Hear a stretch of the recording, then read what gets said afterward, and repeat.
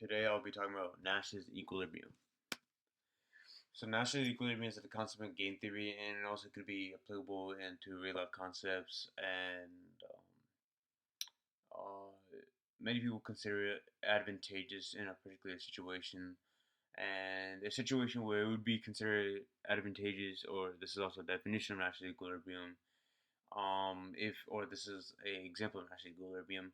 So if a particular scenario were to play out and you had to develop a strategic plan to attack that scenario, you'd have to if you stuck to your original plan and everyone else, all the participants around you who were involved in that scenario stuck to the original plan, that plan will either allow you to benefit or stay neutral, which means you won't either benefit or lose anything. So it's almost all the time you never lose anything. It's only meant to work in your benefit or help you stay neutral. It's never meant to hurt you. And national equilibrium uh, mm, can also be applied in day-to-day life, such as economics and social sciences. And to get a better understanding of mass equilibrium, there's an opposing theory in game theory known as the dominant theory. The dominant theory sort of disregards the strategies that your opponents take, or opponents take in a particular scenario. So they could switch up their plans, they could keep the original plans, but if you stick to your original plan, then the best possible outcome will occur for you.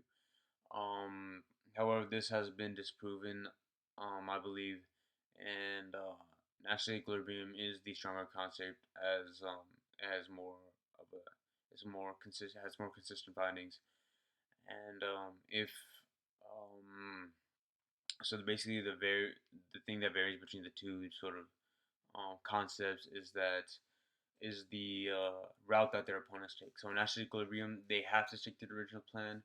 In dominant theory, they don't have. It's not necessary for them to for their opponents to stick to the original plan. So in this slide, we have a formula depicting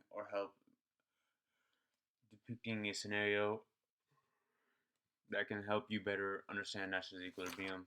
So these the eye is meant to resemble the players, and this stuff in the bracket right here is meant to outline the strategic profiles. So the profile like a certain player will take to attack a situation. And so what this is saying, assuming this is you right here, and you didn't change anything, but this player did change something in the strategic profile, um, is saying that the the player that stuck to the original plan will always gain something or not gain anything at all or not lose anything at all, as long as I'm sorry, I misspoke. This person has to not change his um, strategy either. So if both of these strategies are the same, the person here will always gain something or always stay equal. And this can also be vice versa for this person right here too. If he sticks to his original equation, if he sticks to his original profile, in that situation will always be to his benefit, or he won't lose anything or gain anything. So he will never lose anything basically. Um, a real life concept of this is often known as the prisoner dilemma. We can see in this table or graph here on the left.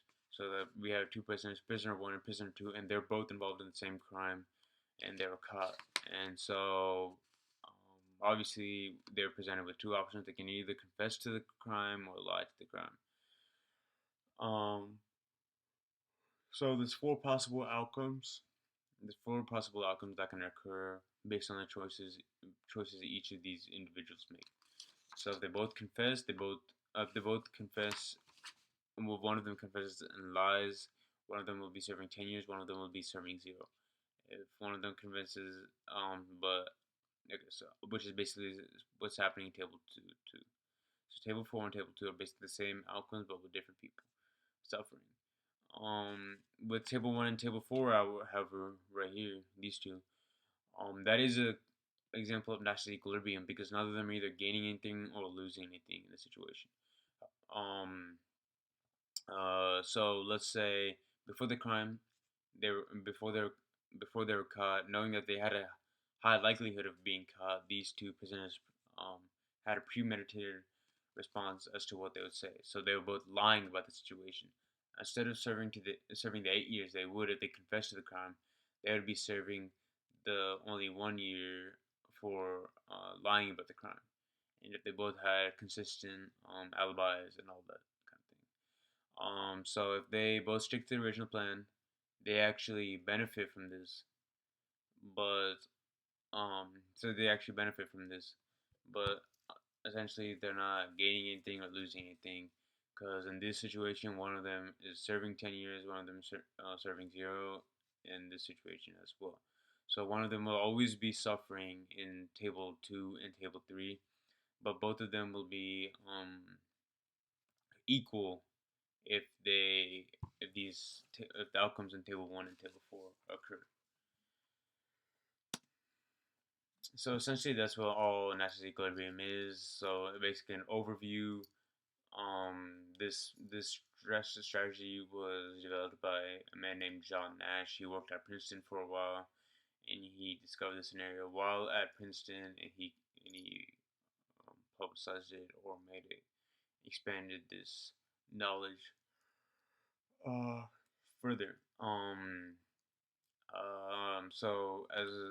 So this was developed. National Equilibrium was developed to to work in always in your own self benefit. It was never meant to harm you in any sort of way. It's helped you find. It was help you. It was designed to help you find viable strategies that can help you encounter a sort of different situation or scenario that multiple people are part of. So this equilibrium was developed so that you would get the advantage over your peers, as um, um, as we could see in the game on Wednesday. At times there was decisions that you had to make, where you had to act in your own self interest. I remember I made a deal with one of my peers saying that we would drop the green chip, but instead I dropped the red chip, knowing that I would get some money in return because I was pretty much broke in that game. So so, but that plan I had with me for a while. I didn't. So basically, that was my original plan, and so since I stuck to that original plan, I actually gained something in return. So as well, you can see real life concepts. This is not based on a real story, but this sort of situation most likely has occurred many times in the past and has resulted in similar scenarios. Um, So basically, in brief summary, is that Nash Equilibrium is only meant to work if you stick to your original plan and your peers stick to the original plan. Otherwise, if anything goes wrong in that sort of situation, you'll actually most likely lose something. Um, so that's basically all Nash Equilibrium is. It's just a construct of game theory that's meant to work in your own advantage.